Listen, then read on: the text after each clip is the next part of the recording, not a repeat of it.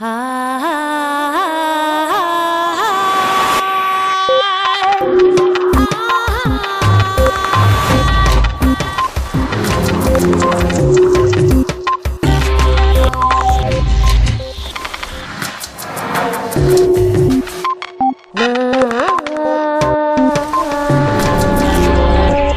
vida, en cierta forma, es un saco de reacciones químicas.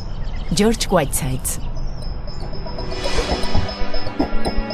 Comprender lo verdaderamente pequeño puede ser una buena vía para predecir lo verdaderamente grande.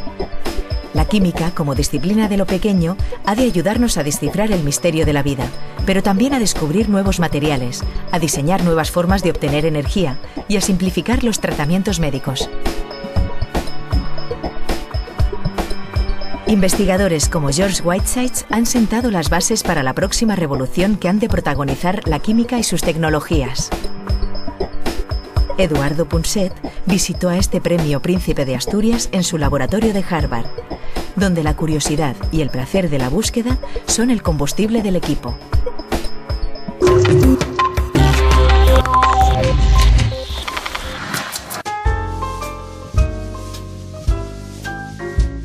Hola, buenos días. Hola. ¿Dónde vamos? Al fórum, por favor. Ah, está cerca. Esto Sí. está muy cerca por aquí. Vamos a poner esto, pues nada, vamos para allá. Venga, vamos para allá. Es curioso porque... Vamos, yo sé cómo ir, pero voy a poner el GPS por si acaso, de todas maneras. Porque siempre me acuerdo de un científico, un físico amigo, que me decía... Eduardo, y es un tío que tenía una razón como un templo. Me dijo, Eduardo, realmente es muy curioso, pero la historia de la civilización es la historia de la automatización progresiva de los mecanismos industriales, agrícolas, o como ese, el del GPS.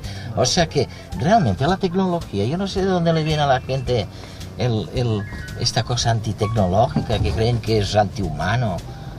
No lo creerá usted. No sé, pero no podemos estar así como siempre pendientes de Pero los aparatos. ¿No? Pero me hacéis reír, oye, si estamos vivos gracias a la tecnología.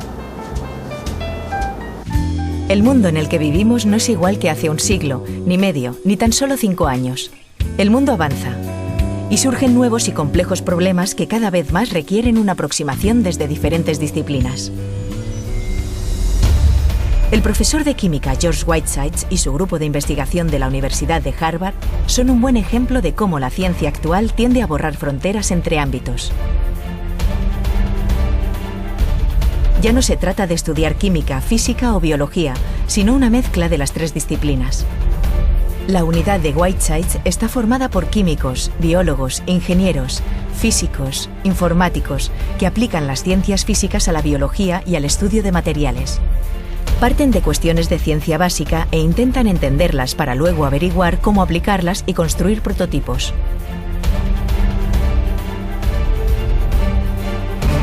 Trabajan en 3 grandes áreas. La primera, la nanotecnología, un campo de investigación basado en el comportamiento de materiales del tamaño de una molécula. Intentan desarrollar métodos que permitan fabricar estructuras cada vez más diminutas de forma más fácil y que podrían conducir, por ejemplo, a paneles solares más eficaces o a obtener sustancias químicas mucho más limpias y seguras. La segunda área en la que se centran son el autoensamblaje y los sistemas complejos. Investigan sistemas que se unen y que desarrollan estructuras y comportamientos característicos, comportamientos que están en la base de fenómenos como el tiempo, el tráfico, la red eléctrica o los mercados financieros. Y por último, la tercera, la comprensión de la célula, la unidad básica de funcionamiento de los seres vivos. Tratan de dar con herramientas con las que entenderla y aprender a controlarla.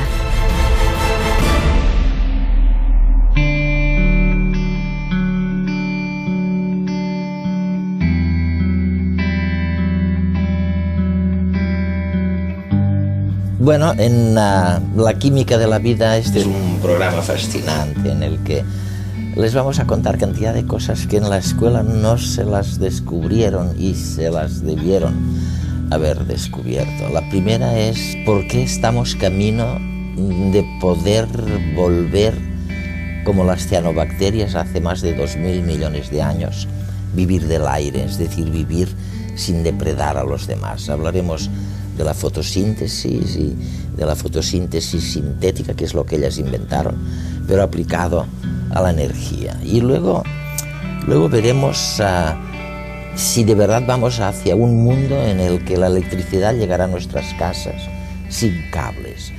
Y luego cosas que aparentemente son pequeñas, como por qué se producen los rayos y por qué a veces cuando frotamos un pie con la alfombra sale una chispa, o a veces dándonos un beso sentimos que nos electrocutamos.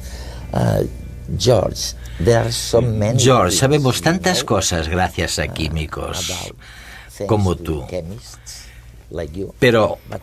Pero hay tantas otras cosas de las que no sabemos nada todavía. Básicamente, no sabemos demasiado sobre nada, de modo que podemos empezar por ahí. Sí, pero déjame preguntarte por una cosa sobre la que has reflexionado mucho. Dijiste que la vida es una mezcla espontánea de moléculas que de repente empezaron a replicarse. ¿Sabemos algo más de estos orígenes de la vida? Me preguntas algo fantástico, el origen de la vida. Y lo que sabemos es que hace 4.300 millones de años que estamos en la Tierra. En aquel tiempo no había oxígeno en la atmósfera, pero sí muchas cosas orgánicas, muchos compuestos orgánicos, esencialmente alquitranes y moléculas basura. Probablemente la superficie estaba compuesta fundamentalmente de agua y en un momento dado no tenemos ni idea de cómo ocurrió. Nació la vida. Tomemos un ejemplo práctico. Si cogemos una taza de café, le ponemos leche y la mezclamos, obtenemos algo más desordenado. Pero lo que ocurrió fue justo lo contrario. Lo que sucedió fue como si... Más orden. Fue como si la taza de café y la leche de forma espontánea dieran lugar a dos cosas separadas, café y leche. Pero es lo contrario de la experiencia humana. La experiencia nos dice que las cosas se vuelven más desordenadas y no más ordenadas, y sin embargo, de ese lodo que cubría la tierra surgió algo que fueron las primeras formas de vida. Y en esas formas de vida primitiva, parece que ocurrió algo que creo que llamáis autoensamblaje. Cosas muy sencillas que empezaron a mezclarse con otras cosas, que las volvieron más complicadas, más sofisticadas, se autoensamblaron. Y eso hizo que se complicaran bastante más las cosas. Algo muy interesante debió de ocurrir al principio cuando nada estaba vivo y empezó a crear algo con vida. De modo que una de las palabras que utilizamos es autoensamblaje. Se trata de la unión espontánea de las moléculas para crear algo. Lo vemos constantemente. Un copo de nieve es la unión de moléculas de agua, y un cristal de azúcar que procede de una solución concentrada de azúcar forma un cristal precioso y ordenado a partir de algo que está desordenado. Hay muchísimas cosas que pueden autoensamblarse, pero la idea de autoensamblar algo tan complicado como la vida, realmente no sabemos cómo funciona. Cada mañana, al levantarnos, nos miramos en el espejo y vemos un ser humano, quizás con ojeras de dormir poco, con más o menos arrugas, un par de ojos, una boca, una nariz y lleno de percepciones, ideas y expectativas. Pero si pudiéramos acercarnos más y más a esa imagen hasta colocarnos en las partes más pequeñas de las que se compone, veríamos que en realidad somos un conjunto de reacciones químicas. Una aglomeración de moléculas que no están vivas, pero que se encuentran y se unen espontáneamente para formar un ser vivo. Fascinante, ¿no os parece? Y en la base de esa casualidad de encuentros que somos las personas está la química, esa ciencia que a menudo tanto miedo nos da, quizás por la mala prensa que a veces la acompaña. Sin embargo, está en todas partes y es la piedra angular para resolver muchos de los problemas a los que se enfrenta la investigación básica hoy en día. Y está detrás de la solución para algunos de los temas que más preocupan a la sociedad. Todo lo que tocamos es química, desde las cosas más sencillas a las más complejas. Desde una gota de agua, formada por 2 átomos de hidrógeno que se unen a uno de oxígeno, hasta la célula, una bolsa que a su vez contiene bolsas más pequeñas y una especie de esqueleto que organiza y pone orden. Todo ello nada en una piscina de reactivos. La química está en el origen de la vida, aunque todavía desconocemos cómo se comportó en ese instante. Pero también está detrás del combustible que le echamos al coche para ir al trabajo, de las células solares que instalamos en el tejado para captar la energía del sol, de los medicamentos, las pilas, de las botellas de plástico y de buena parte de la ropa que llevamos. Incluso una buena salsa casera es pura química. ¿Podría nuestra audiencia aprovechar esta conversación en la que estamos hablando con un químico para ver algún ejemplo de... Vamos a ver, un experimento muy interesante de autoensamblaje es uno en el que tomamos unas bolitas. 2 tipos distintos de polímeros, unas bolitas rojas y otras bolitas azules o del color que sean. Las agitamos y cristalizan. Se autoensamblan formando un retículo regular. Son distintas, pero funcionan de acuerdo con unos mismos principios. ¿Y qué pasa si utilizo un imán para conseguir que los objetos leviten?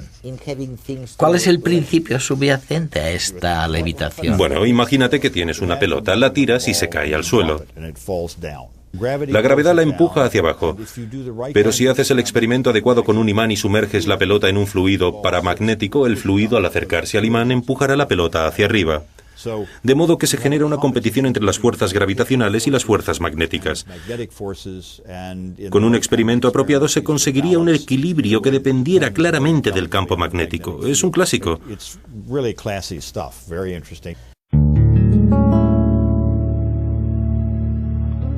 Vamos a aprovechar que estamos en la Facultad de Química de Boston, al lado del MIT, para ver una serie de experimentos que nos muestran lo que puede ser el futuro y nuestra manera de reaccionar cuando nos hemos enfrentado a un problema. Trabajo con levitaciones magnéticas y básicamente estas son nuestras herramientas. Tenemos 2 imanes permanentes que están uno frente al otro para que se repelan, ya que tienen polos opuestos. Esto nos permite hacer levitar objetos porque son diamagnéticos. Cosas con las que nos topamos cada día como el ADN, las proteínas, la mayoría de los polímeros, la mayoría de los plásticos son diamagnéticos. De modo que podemos hacer que leviten si los metemos en un fluido paramagnético, como el cloruro de manganeso. Aquí tengo 3 bolitas distintas en el fondo de una probeta llena de cloruro de manganeso. Las bolitas se hunden porque son más densas que el fluido en el que se encuentran sumergidas. Se hunden porque son más densas. O sea que se van para abajo. Cuando las coloco en este aparato, consigo que las bolitas leviten. Y levitan hasta una posición determinada por su densidad. De modo que las más densas levitan menos. Se hunden ante la ausencia de un campo magnético. Y cuando las ponemos en el campo magnético, levitan. De hecho, tengo otra demo para vosotros, con la que mostraros el autoensamblaje mediante esta técnica. Se trata de la misma probeta con cloruro de manganeso, la misma que antes. Y voy a poner 2 bolitas distintas en la solución. Bolitas de nilón y bolitas de acrílico. Nilón y acrílico. Sí, y tienen una densidad distinta. O sea, tenemos dos tipos de bolitas, unas de acrílico y otras de nilón, que de momento, como son más densas que el líquido, se han ido al fondo. Ahora vamos a ver qué ocurre cuando las ponemos en un campo magnético. Empiezan a subir, se separan y se juntan. O sea que las bolitas de acrílico, como son más densas que las de nilón, levitan menos, ¿no? Se quedan más al fondo, mientras que las otras vencen más fácilmente la fuerza de la gravedad. Y también se juntan. Se separan unas de otras y después se juntan. Los 2 tipos de bolitas se tocan. De modo que se ensamblan en esta configuración. Todavía estamos intentando controlar la configuración que generan al autoensamblarse.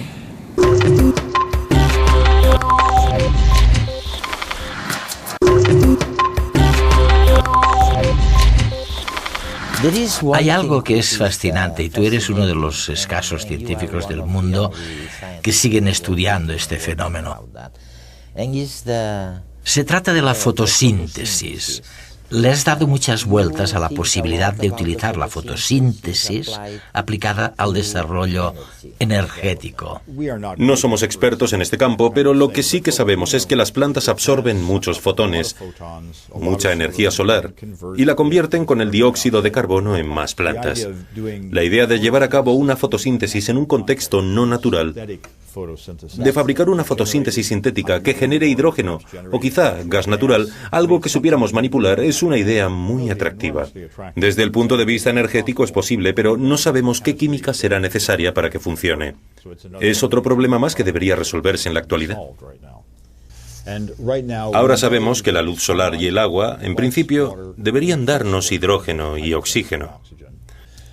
Así que la cuestión radica en saber si podemos encontrar una forma de utilizar la energía presente en el Sol y conseguir así hidrógeno y oxígeno. Hay gente que ha obtenido oxígeno e hidrógeno de la luz solar, pero hay que hacerlo de forma eficiente para que pueda ser rentable desde el punto de vista económico, puesto que se trata de un bien preciado y tiene que ser competitivo frente a la combustión de carbón o cualquier otra fuente que se utilice para generar energía. ¿Qué te parece si utilizáramos la química para mejorar la salud de las personas? He oído que tienes un método para diagnosticar algún problema de salud. Corrígeme si me equivoco, pero no harían falta médicos en países lejanos y en vías de desarrollo. ¿Utilizas el papel? Estamos trabajando básicamente en lo siguiente: coger un trozo de papel e imprimir en él distintos puntos de sustancias químicas. Echas una gota de sangre o una gota de suero y aparecen unos colores. Eso te dice algo sobre el estado de salud de la persona que ha dado la muestra de sangre. La idea es hacer un diagnóstico con el menor coste posible. Barato es una buena palabra para la ciencia. Es un vector para que mejore la tecnología. En realidad, la mayoría de los progresos médicos se han conseguido con el agua potable, la higiene o las vacunas. Es cierto que queremos poder diagnosticar una enfermedad, pero también queremos que el agua sea potable, que haya seguridad alimentaria, y todas estas cosas se pueden alcanzar si somos capaces de medir algo relevante. Para ello, las mediciones tienen que ser versátiles y más baratas. La India o África son partes del mundo donde mucha gente no tiene demasiado dinero y podrían beneficiarse del agua limpia, de alimentos de calidad sin tener que pagar demasiado. Creo que se trata de un interesante y auténtico problema científico.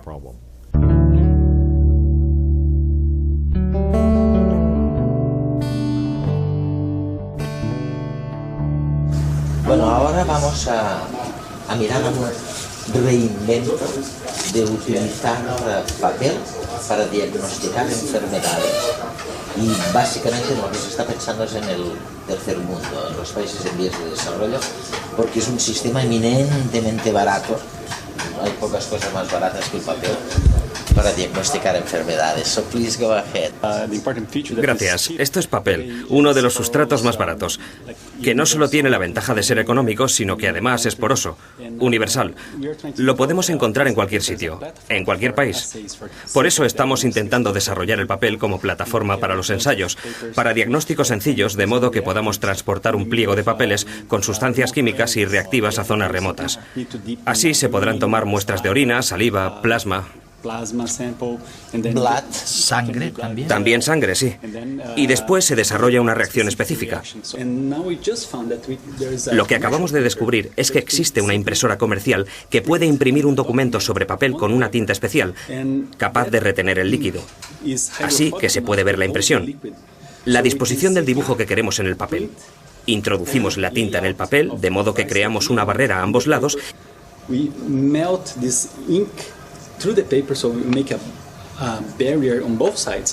Y cuando aplicamos el líquido, no se derrama por el papel, se queda sí. donde queremos que esté. Voy a mostraros algunos ejemplos.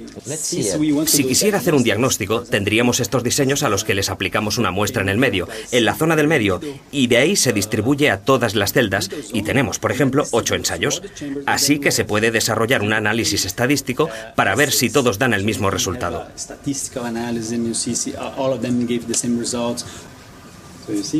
¿Ves? El líquido se queda en su sitio. No se propaga por el papel. Es un punto hidrofóbico. Se distribuye ahora por todos los canales. Estos son más cortos. No aparece color todavía. Y en los otros va a aparecer el color en un segundo. Así que saldrá el rojo. Va a aparecer el color rojo. Está saliendo. Sí, todo se va a volver rojo. Pero esta es la filosofía. Ver que un simple cambio de color nos puede llevar a un análisis. Y al final vamos a tener 8 repeticiones de este mismo análisis. Así que podemos tener estadísticas, calcular la media para que aumente nuestra confianza, incluso si estamos en medio del experimento. La química es cada vez más importante en relación a otras disciplinas y realmente es muy complicado pensar en avanzar, en evolucionar y progresar sin que ocurran grandes cosas en química. ¿Por qué crees que es así? ¿Por qué la química es tan importante? Ahora tenemos que resolver problemas como la gestión global, el cambio climático, la producción energética, el agua, la sanidad pública. Se trata de problemas fundamentalmente químicos. Y hay otros problemas muy interesantes como el origen de la vida o qué es la vida. Básicamente la vida es un conjunto de reacciones químicas que implican moléculas que no están vivas, pero que al actuar juntas le dan vida a algo. Sé que acabo de describir, pero no tengo ni idea de cómo funciona, y no es un problema biológico. El entender cómo funciona es un problema químico.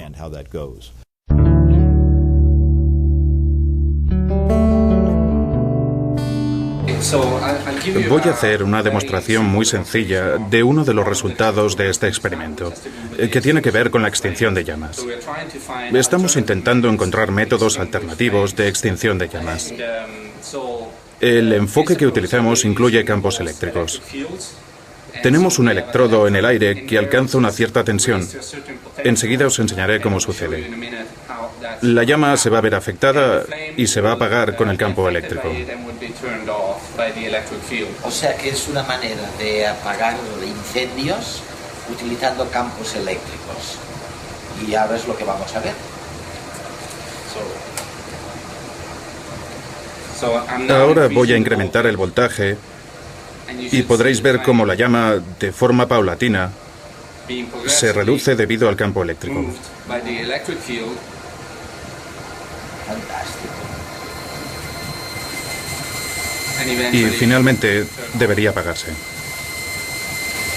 Y supongamos que tenemos el ejemplo clásico de un incendio de grandes proporciones en un bosque. ¿Cómo podríamos llevar la electricidad hasta allí para apagar el incendio?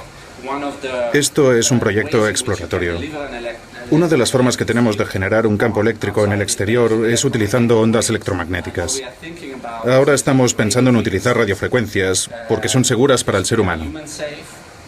Así que utilizando una gran cantidad de radiofrecuencias podemos tener un efecto sobre la llama e incluso apagarla. Bueno, no me cabe ninguna duda de que mis nietas verán cómo se apagan los incendios en los bosques con ondas magnéticas en lugar de mangueras larguísimas de agua.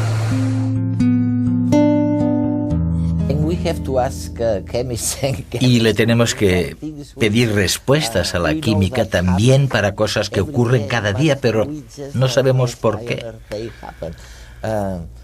Por ejemplo, ¿por qué dándole una patada a algo de momento me sale allí una chispa?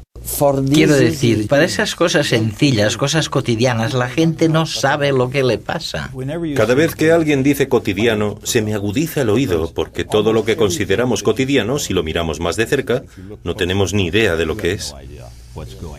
Sabemos que es una descarga eléctrica, pero no sabemos de dónde vienen los rayos, o como decías tú. Pero si nos fijamos en el agua que corre y cristaliza, los copos de nieve, los relámpagos, los truenos, casi todo lo que vemos a un nivel de detalle suficiente, no lo entendemos. Así que la idea de que la ciencia es el estudio de las cosas conocidas es completamente errónea. En realidad es el estudio de lo demás y fundamentalmente son cosas desconocidas. La ciencia es solo una pequeña parte del mundo. Los problemas ahora son cómo hacemos para que el mundo sea un lugar seguro y estable, cómo nos enfrentamos al calentamiento global, cómo nos enfrentamos al problema de que en muchas partes del mundo se están agotando las fuentes energéticas y hay escasez de agua. Se trata de problemas importantes que debemos resolver. Estoy convencido de que la ciencia encontrará una forma de remediar algunos de ellos, pero la sociología, la psicología, el derecho y el sentido común tendrán que resolver otros, porque la ciencia no puede encontrar una respuesta para todo.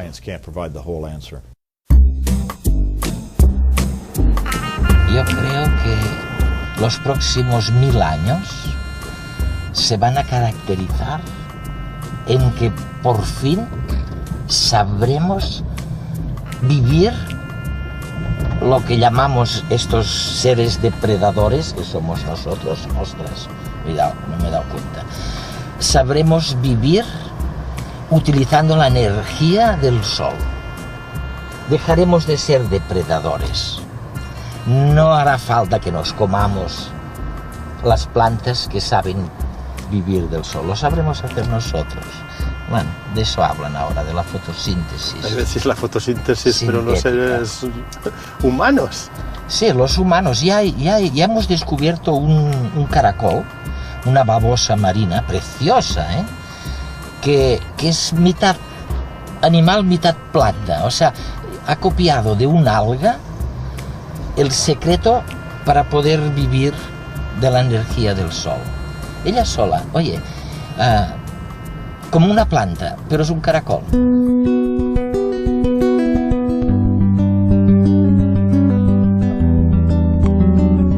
Estamos saliendo de los laboratorios de la Facultad de Química aquí en Cambridge, a poca distancia de la ciudad de Boston, en Estados Unidos.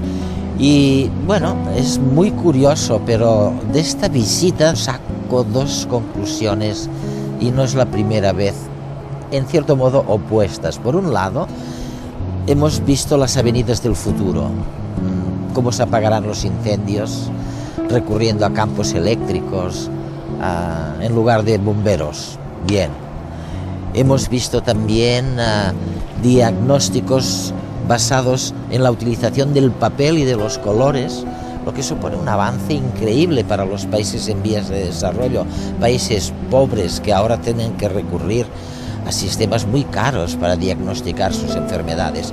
Pero por otro lado, la antítesis de todo esto es que seguimos encontrando a científicos convencidos de que apenas estamos empezando, de que la vida, por ejemplo, se ha triplicado la esperanza de vida, y esto se ha conseguido, sí, gracias a un poco de la química, de los antibióticos, pero sobre todo porque simplemente nos hemos lavado las manos por motivos de asepsia. Y esta batalla entre la ciencia que está empezando y el pensamiento dogmático que lo inunda casi todo, la violencia, la falta de pruebas, esto sigue siendo casi lo que era hace ya muchos años. En la química está la respuesta a muchos de los problemas de la ciencia aplicada de hoy. George Whitesides.